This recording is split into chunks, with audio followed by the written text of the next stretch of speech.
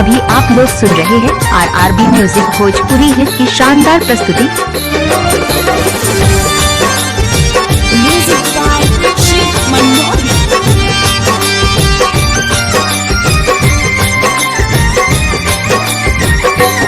सुन सुन हर जाई तो फखास दे दी हो। सुन सुन हर जाई तो फखास दे दी हो। हमारा लाश खाती बिहाने दूगो बांस दे दी हो। हमारा लाश खाती बिहाने दूगो बांस दे दी हो। राह घेरी हो जानी हमारा खाती पास दे दी हो। राह घेरी हो जानी हमारा खाती पास दे दी हो।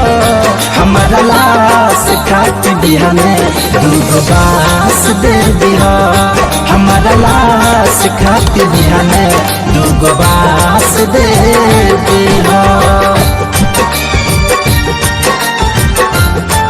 अभी आप लोग सुन रहे हैं RRB म्यूजिक भोजपुरी हिट की शानदार प्रस्तुति।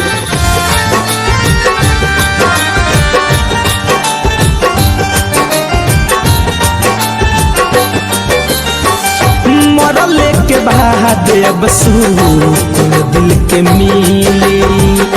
जननी न जीवन में फूल सुन बन के खिले। मरले के बाद अब सुकून दिल के मिले। जननी न जीवन में फूल सुन बन के खिले। हमारा मौत पे तू कमनो तो फखास दे दी हो। हमारा मौत पे तू कमनो तो फखास दे दी हो। हमारा लाश खाती बिहाने दूगो बांस दे दी हो। हमारा लाश खाती बिहाने दूगो बांस दे दी हो।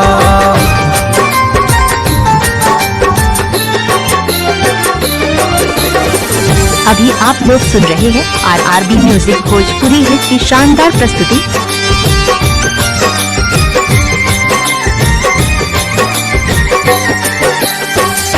दुश्मन न करी जवन कैलू बन के ही हो।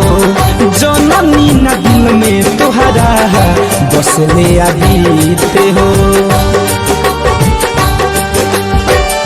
दुश्मन न करी मुकुम कैल बन के ही हो।